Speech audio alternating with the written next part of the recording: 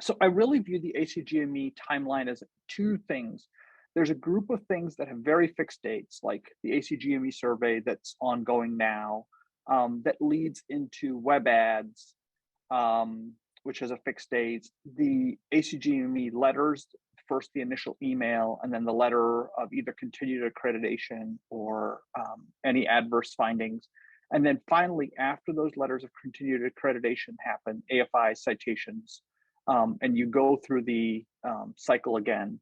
And then I view the second part of the ACGME timeline as stuff that may have some fixed dates, but essentially goes on behind the scenes at all times. So the review committee has 3 meetings a year, but does have activity going on all the time. If there was and likewise, site visits are mainly scheduled in the April meeting, but if there's a significant enough complaint, a site visit could be scheduled any time of the year. And likewise, if there's significant complaints, an ongoing review might happen at any different time, any point of the year.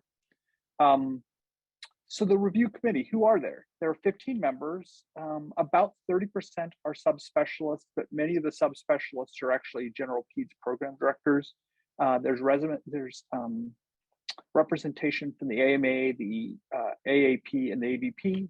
There's a public member, and there's a resident member as well.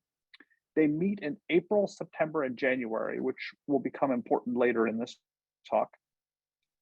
And very roughly, I just wanted this slide up here for reference mainly, so that when people want to look at it on the YouTube video, they can see it. But essentially, September is really just to look at new applicants and initial certifications and look at site visits that happened since then. January, they review the vast majority of neonatology programs at that point. And then finally, in April, they look at the programs that weren't issued in accreditation decisions in the January meeting, basically because there was a site visit, they needed clarifying reports, and this is when they will issue citations and probations for the most part. So these are the dates for this year, and I think the important thing to realize is about 2 months prior to the actual meeting, the agenda closes. So Carolyn Fisher reiterated multiple times to me that if you are worried about something, you have an AFI, you have a citation, you can update web ads multiple times in a year, and you should. But if you'd like them to look at, or you're worried that they're going to look at you in January, you have to have your web ads updated by November 22nd. And these are all publicly available dates. And if you just Google ACGME PEDS Review Committee dates, it pops up right away. Site visits. They can be scheduled or occur at any time. Generally, the scheduled visits occur after the April Review Committee meeting, where they look at programs that they're concerned about, and then they will send out a notification that you're going to have a site visit. And I'm not talking about initial accreditation, that's a totally different ballgame. At which point they'll send out a letter saying that you're going to have a site visit and we'll schedule a time. But for really egregious things that honestly should get a site visit, a site visit could happen anytime, like sexual harassment would be one that was in the news recently. And so those site visits can happen anytime, especially if the RC views that as kind of an immediate concern for the safety or well-being of the residents. Generally, the site visitor will meet with your trainees, your leadership team, your faculty members, both core and non-core. And then at the end of the day, they generally will provide a summary of their findings at the end of the day, and then they'll issue a final report to both the review committee and to the program to see. I spent a lot of time with Carolyn kind of trying to figure this part out, what triggers the AFI citation or probation by the RC. So she basically said that web ads concerns or failures to address responses. So if they read something in your web ads that's concerning, you fail to deal with AFIs or citations, or you don't have a robust plan, those are the major things that will cause them to trigger a review. Your survey responses generally don't trigger a AFI or citation by themselves. What they're really looking for is trends over times and non-responsiveness in web ads. I don't know if I feel this is fair, but faculty and fellow responses are treated equally, and they don't see the wellness, the RC doesn't see the wellness surveys. As I said before, you can update your web ads at any time. And it's a great way to show progress, results, and new actions that you've taken. So looking kind of at the fixed things, like the ACGME survey, I spent a lot of time talking to her about this because, and I'll use my own personal example. Last year, my DIO was worried that I wasn't doing enough QI, and particularly looking at kind of like how do you deal with like serious incidences in QI. And so I had to do like a remediation plan because of survey results. But when I talked to my fellows and faculty, they basically said, oh, we didn't realize that that question was what you were being asked, what we were being asked, and that you already did this. And by kind of the end of my like review process with my own GME office, they actually said, you have best practices in QI, but you actually have terrible practices in educating your faculty and fellows about what you're actually doing. And I talked to Carolyn about this specific answer and the question, and she basically said, you can't coach people, meaning like put a 5 on this thing, or for this answer, do this. But you can't say, we do mock RCAs, we do M&M review, and you could tell people what your program is doing. Web ads is a great place to do major changes, weaknesses in your surveys. I would recommend using all 8,000 words. Like, there is always ways that you can demonstrate robustly to the ACGME that you're working on making your program better. And I really think it's helpful to use it as think of it as a QI cycle. And this is just taken from Carolyn's slides to us last year. And just, you should basically update throughout the year if there's major issues and what you're doing about them, but you can do real-time changes in terms of program director changes, response to citation, and other major changes. And just kind of finishing off here with letters of continued accreditation, sorry, you get an email and then the actual letter happens.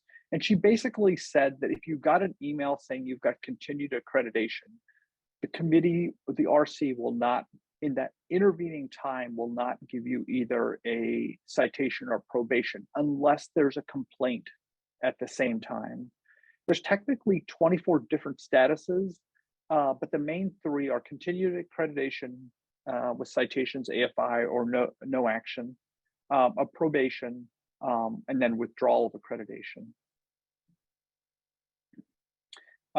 Looking at, this is from last 2 years ago, you can see that this is us, NPN.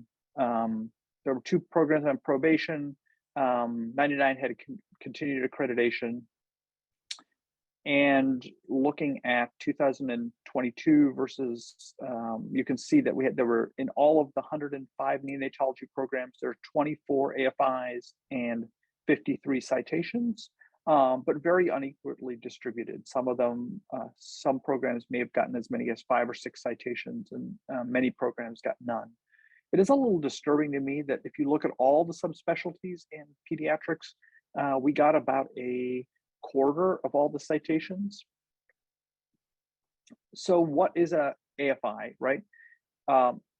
Based on either the current review or trends, as well as previous annual reports, they're looking at essentially a concern. And while the RC assumes the program will institute and address the AFI, you don't actually have to respond to the AFI technically. Everything I've heard is that this is a terrible plan. Like, even if you don't have an AFI, any weaknesses you think the program has, you should address If you get an AFI, 100% you need to address it in the major changes, 8,000 words. If you don't address the AFI, it is likely to become a citation. A citation is either your sponsoring institution, meaning your pediatrics program, is deemed to have failed to comply substantially with a particular accreditation request. And this is an example I actually found on the web. So this is the citation they got. They list where you're being cited. All core faculty must be involved in continuous scholarly activity. And then they basically said you had 11 core, 5 of them or 4 of them had no peer-reviewed activities. 1 of them had no scholarly activity. The committee is expecting you to tell us about what scholarship and research your core faculty will be doing.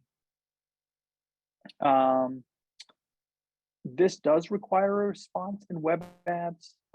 I would say best practices is to have your GME and DIO review your responses, and you actually end up with a separate box in your web ads to deal specifically with the citation you got. The ACGME may request a progress report outside of web ads, but don't send one unless you're asked to provide one.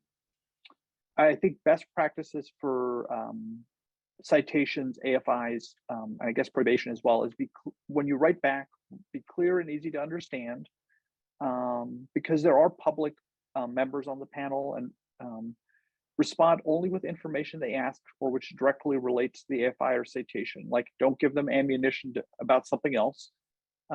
Be respectful and don't place blame. Even if you think the RC or ACGME is wrong, like, your goal at this point is just to make this go away while you improve your fellowship. If you get a continuing citation, detail how you're fixing the problem, how you're evaluating it, and evaluating the problem, what your next steps are. I think QI, again, I think it's a really helpful paradigm for addressing this. And if you have an AFI citation or probation, 100% you should update your web ads prior to each RC meeting. And that's where those agenda closing things are important, because they ask for about 6 to 8 weeks for their staff to review your updated web ads prior to the meeting. If you're on probation, they've deemed your program to kind of like to fail to demonstrate substantial compliance with the requirements. It is subject to appeal, but you can only appeal what you've written in web ads, which is why it's really important to appeal, to be thorough about what you write. And there is a committee of neonatologists who serves the ACGME, who is the appeal committee. You have to get off probation after 2 consecutive annual reviews. After the 3rd one, you either move to continued accreditation or your accreditation gets withdrawn.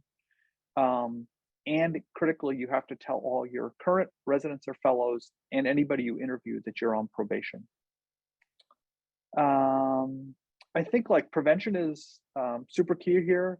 Prior to web ads, I try to reread all the rules and requirements, add major changes to your program, respond to your AFIs, respond to any areas of low survey results or survey results that are downtrending. I would say use all 8,000 words, and think about creating action plans with your PEC prior to getting to your web ads. This is the data from 2021-22. We don't have this year's data yet. And you can see this is for us.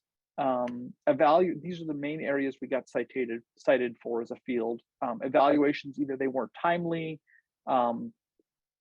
this was critical, like you didn't, in some way, shape, or form, you didn't demonstrate that your fellows was ready to move on to the next level. Faculty responsibility, like failing to be professional, interest in resident education or time devoted to the program, creating an environment that was free of intimidation, and like faculty qualifications is a super easy way to get dinged on your with a citation. Like if you have a citation, like a reference on your list that is longer than 5 years old, that's almost an automatic citation.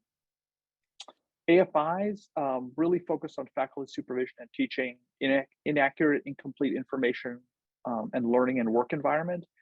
And this is the kind of the AFIs that happened.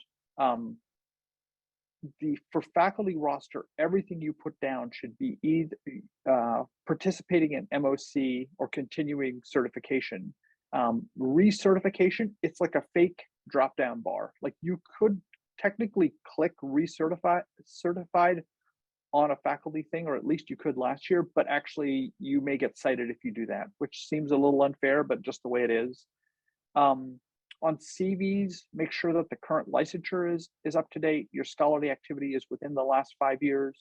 And block diagrams, last year, a bunch of people got hammered for having odd block diagrams, which is easy to do because it's actually kind of hard to do, but there is a really nice ACGME video, if you go to their website, that shows you exactly what is okay and what is not okay. And with that, I'm going to turn it over to our panelists. Let me stop sharing here for a second. I'm just going to go around my screen. Kathy, can you tell us a little bit about your take on how your program or programs that you have worked with as kind of a super fellowship director have faced the challenges of interacting with the ACGME and working through AFI citations?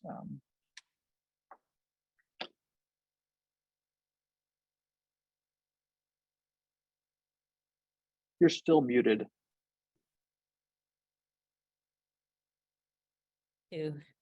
Oh, good. You're good. Okay. It said you needed to unmute me. So I think of course, everybody gets, when you get a citation, everybody is intending to run a really good program and trying to run a really good program. And so like any situation, the first response people have is a defensive one. And it's like, what did I do wrong? And how am I gonna make this better right away? Because we're like neonatologists, right? So it has to be fixed right away. And so, you know, what I always do is look at the data, look at what the ACGME says, talk with the program director, and, you know, see, you know, when they say, no, we never did this, well, okay, what's the grain of truth somewhere? Let's figure out why the ACGME thought this was a problem for you if you don't think it is. If it's an actual problem, why it's there, and then to start talking about ways we're going to address it to be able to meet the requirements. And I think while the very egregious citations need to be addressed immediately, particularly at AFIs or less egregious citations, the ACGME just really wants to see that you recognize that this is a problem, you're working to figure out how to make it better, and that you have a process in place to address this and make the changes that are necessary as quickly as possible, because they realize that everything can't happen overnight.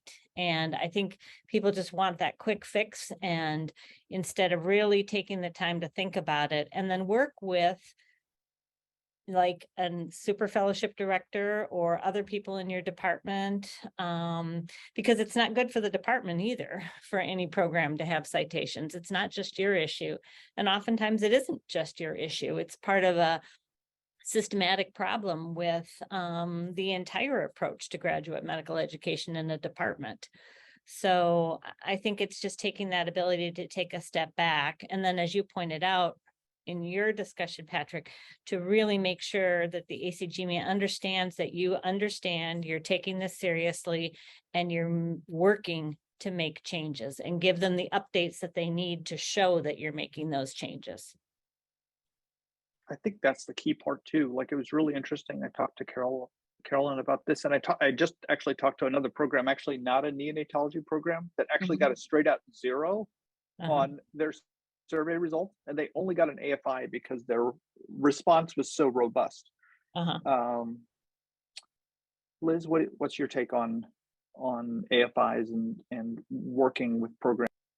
Yeah, so I actually have personal experience working through an AFI. I became the director of fellowships and stepped out of my neonatology program director role in summer of 2019. Shortly after I transitioned to my friend, we were notified that we were having a site visit because of some concerns with our NICU culture that had been ongoing for a long time. And just as Kathy said, I actually felt it to be a really positive thing that happened to us because it allowed us to advocate to get resources and buy-in for things that we had identified as being problematic for a long time, but actually having it come out in that way. We were able to work with our GME office and our DIO to advocate with our department. There was some issues that had been going on. I'm thinking, I don't know if Melissa Scala is here, but we had a lot of tension in the unit between our practitioner group and our fellows, and they ended up doing a lot of team training. There was a partnership between the university and the hospital. They did a lot of professionalism training and tolerance. So it was actually really great. And I would definitely second Kathy's thoughts. The site visitor was wonderful. I didn't feel like when they came, they were out to get us. They were very appreciative that we had gone through and taken steps to address this and documented very fully. And they were able to come in and say, like, you have a class of fellows who, no matter what you do to address it, they're not going to change their mind. So your survey results are going to be a problem until this class goes. But it wasn't like they were trying to get rid of, to close our program down. So I think they're pretty savvy as site visitors, and our DIO had coached us on this as well. So I think just recognizing that you're taking it seriously and that you're doing things goes an awful long way. And similarly, going through the process with other programs with citations, it felt very similar that way, that they're really looking to help and be a sounding board. So even though it was terrifying having to prepare for this and very nerve-wracking overall, it ended up allowing us to make a lot of significant improvements, and was definitely ended up being a positive thing, even though it was one of the scariest times in my program director life, for sure. Yeah, I completely agree with both of you, both in the sense of being really proactive and that this could actually be a really positive thing for your program in terms of getting advocacy for resources. So just a reminder, like, the problem is not the citation or AFI, right? That's just sort of the force to acknowledge it at an institutional level, that it exists and it's important, and now it's crossed the threshold where people need to pay more attention to, which often we've been sort of screaming that for a while. So this is sort of like more support behind you, if anything. There's a whole basket of citations and AFIs that are essentially dumb, right? Like, you just didn't fill out the paperwork correctly. So don't do that. Basically, it causes unnecessary stress and headaches. And if you're doing, web ads for the first time, like, please don't do it alone, right? Like, find a buddy at your institution or one of us to walk you through. Like, when I first started doing it, like, we had very little in that narrative section. And somebody stopped me and was like, no, like, don't do that. You need to, like, really describe all these proposed changes. That's the most valuable section of the entire web ads. I think another piece that's really important is that you can avoid a lot of citations and AFIs and probation by being really aggressive and thoughtful and telling ACGME about it, right? So, like, you get your survey and something really bad is happening on the survey, then, like, you need to start the process of the action plan. You need to go to web ads and describe what's happening. And I've seen programs in our institution do that really, really successfully.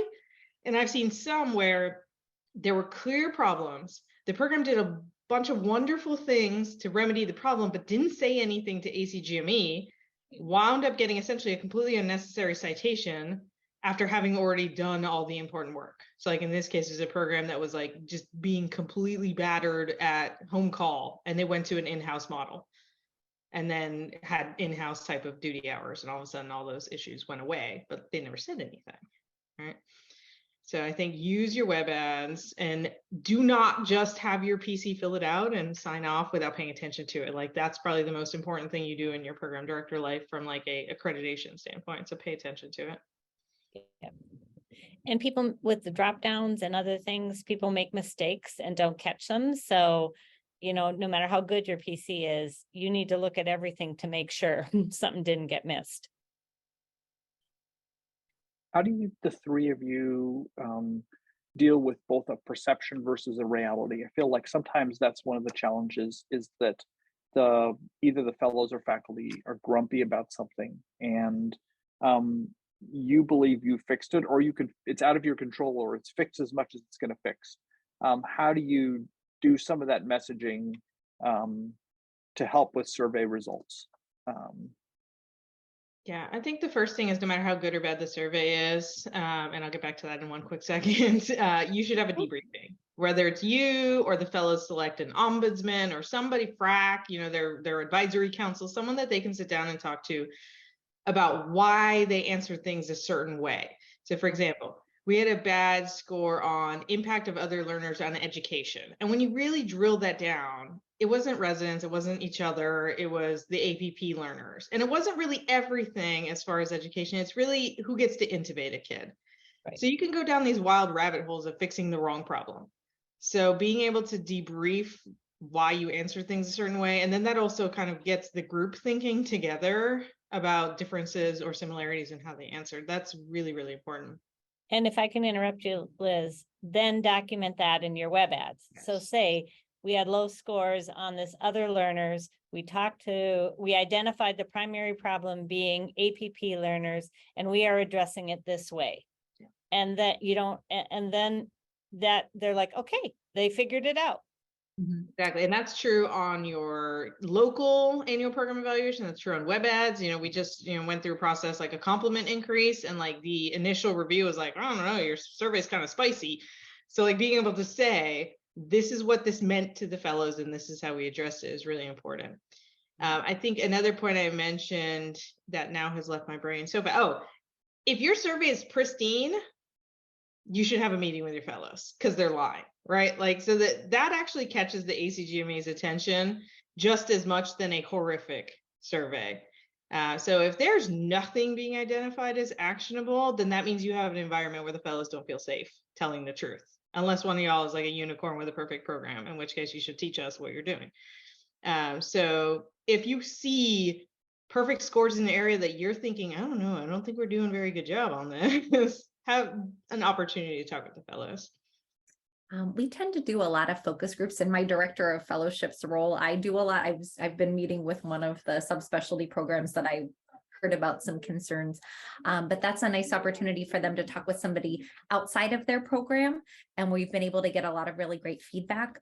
The other things that we have at our disposal, we're so lucky in our community that we do the Lindsay survey every year. So having that national data when people are like, oh, we do so many transports or so many night calls, you can sort of normalize that and say, oh, actually, in the scope of other training programs, we're on the other end. So giving some data to back that up. Liz was talking about the intubations, that's always been a point of contention, but to be able to look at the data and say, no, you guys are actually intubating the majority of babies in the fellow group, and it's a smaller proportion. I think that has really helped to tone down a lot of the unhappiness with some questions that are more subjective when you have data to back up. So Brooke asked an interesting question in the chat about, are we seeing more citations? That just has to do with really a change in culture and expectations. So I did actually dig into that because that's everyone's first reaction is these millennial learners or whatever they are, Gen Zs, they just, vomit on the survey to torture us. And there's really been no meaningful decrement over time in how trainees answer the survey. So I think we could put that issue to bed. I think a trend that we need to pay attention to is we're seeing a lot more citations and AFIs and probation related to faculty professionalism. Not just faculty. I think trainees, again, when you ask them how they answer that, they really talk about a lot of unprofessional interactions with staff as well. But that, I think, has been very salient in these pandemic years. And maybe it's just burnout is really severe. We're all kind of not at our best selves. But that has been a major issue, and it's juxtaposed within the last several years. ACGME has clearly pushed to saying the behavior of the faculty is the program director's problem, right? Like, yes, you have a division chief or a section chief or department chair, but you are responsible in some way for faculty morale and wellness and educator skills and professional behavior.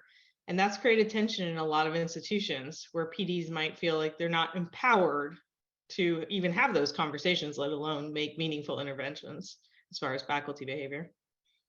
I think our DIO really stressed that we had some issues with some faculty members. And he said, as the PD, you can take these faculty members out of the training of the fellows. So they'll have to be on service without a fellow. And I think that is something that will very quickly modify somebody's behavior if they're modifiable. But that's a very powerful tool that we have at our disposal. We've used that same tool, Lindsay. And I think the other thing, Liz, besides just the pandemic and burned out, is the real rising awareness of the variety of DEI issues. And a lot of the unprofessional things that I hear about have to, maybe because of my other role, but also have to do with DEI concerns. And a lot of that are the micro or macroaggressions by the ancillary staff on the NICU too, not just the faculty. And so trying to, figure those things out sometimes is a little bit more tricky than figuring out it was actually the too many intubations by the APP students rather than, but getting at some of that can really help with things too. And the other thing you were talking about, coaching or telling people how to answer. Of course, you can't tell them how to answer, but you can provide them the information they need to know about what the ACGME is asking for in those questions, and remind them about what they're doing, because as our faculty's grown and our program's grown, there's faculty that aren't as familiar with the program anymore because they're not interacting with the fellows or me on a daily basis. But the other thing is that I tell both my faculty and my fellows right from the beginning of the year is no program is perfect, but I want to hear about a problem in our program from you, not from the ACGME survey. So the first time I learn about a problem in the program shouldn't be when I open that email and read it in the ACGME survey. I should already know that that's probably an area I'm going to get a little lower score on because you've already talked to me about this being a problem. And I don't tell them not to answer. They need to answer the survey honestly. But I don't want to be surprised, because we really can't make effective changes or respond appropriately unless we know right from the very beginning that a problem exists. I want to be clear that the ACGME is not looking at specific line items, right? Like they're not going to come after you and like put your program on probation because of one survey result. Right. However, I would say that there's a couple that we probably all need to pay a lot more attention to than we used to. And that's that ability to raise concerns without fear. Right. And feeling like meaningful change comes out of raising those concerns. And I completely echo what Kathy says. 9 out of every 10 complaints I receive, either in my super fellowship hat or my DEI related hats, are about microaggressions, bias, harassment. Like there's very little of my attending yelled at me and called me dumb these days. But there's a ton more recognition of things that are microaggressive. So I think those two ought to really be inspected. I think they could be their own virtual cafes. Is like, how can we encourage that psychological safety, knowing that a lot of trainees, they just don't want to rock the boat, right? They just want to get out of there. And like, yeah, that attending is harassing them, and it's just not psychologically safe to raise that concern. Or they might feel very safe coming to you talking about the faculty, but they feel completely powerless to tell you about the nurse that's been treating them terribly, because it just feels like the nurse manager is never going to listen, or the APPs are bullying them, et cetera. So I think it's beholden on all of us, and perhaps more so if this ACGME thing goes through, to figure out how we engage with the leaders of the other staff groups and create whatever it is, reporting systems, feedback loops that allow the trainees to feel like they can safely raise concerns. Thank you, Liz, for giving us a future topic. Mm-hmm. What do the three of you do for faculty who aren't like egregious enough to be removed, but are just constantly that like irritant that like I think just provides low level irritation and is probably not quite where they need to be? Because I feel like you get enough. Sorry, I was like excited. I literally just had this conversation with my chief. So even even in my fellowship role, not in my division, associate division chief, whatever role, I went to all the faculty reviews, which is a huge pain in my butt already. But it was to make it very forward facing to every faculty member that your role as an educator in this program is a key part of your job as a faculty member. And particularly for those people that aren't as insightful, you got to come with data. Like say, like you're in the bottom quartile of our teaching scores for the faculty.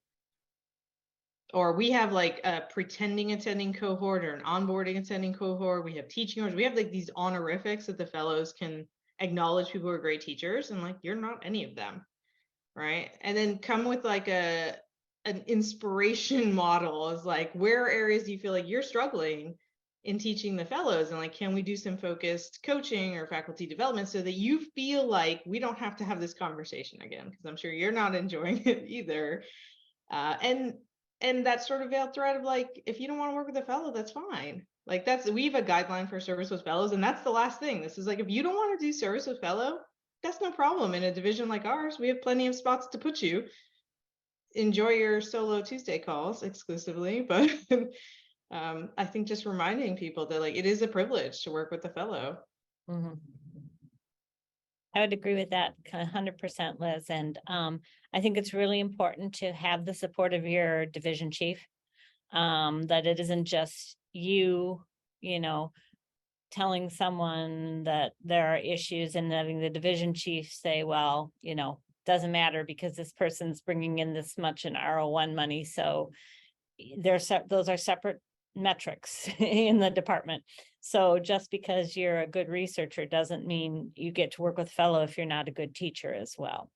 And data is super important. I have always every year given, you know, back in the day when you couldn't do it, I've been doing this for a really long time when we couldn't send it electronically or whatever, but I used to print out a summary of everybody's evaluations, and then I would hand them to them and give them verbal as well as handwritten feedback on, you know, what they were doing well and where I thought they needed to improve. And clearly there are a little more efficient ways to do that now. Maybe not sitting in on every evaluation, Liz. Oh my gosh. But Sounds rough. but you know, but I think what you're saying though is what's most important is it's not just you, but it's your division chief that supports this as a important part of the division work. And that is super key. And if you don't have that backing, it's going to be harder for you, you know, to do your job and do your work. And it may be something you need to discuss with your department chair then if it's really a problem.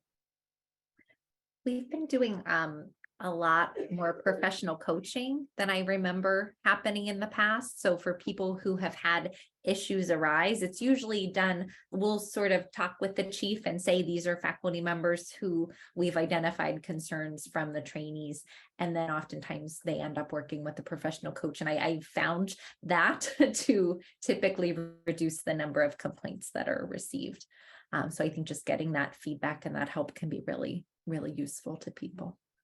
Because I think the way that we behave and the way that we were allowed to behave 20 years ago is quite different.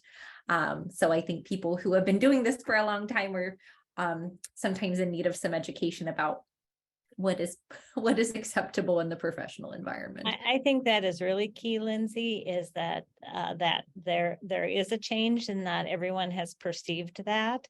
And so they need some coaching and help with that. And we actually have we're doing we're repeating a couple of times a year a special training session for faculty called Mitigation of Bias in the Learning Environment. And I have a couple of faculty, this is department wide, this isn't just in our program. And it's been really interesting to see how faculty receive this required training. And I can tell you how long they've been on faculty by the way they receive the training.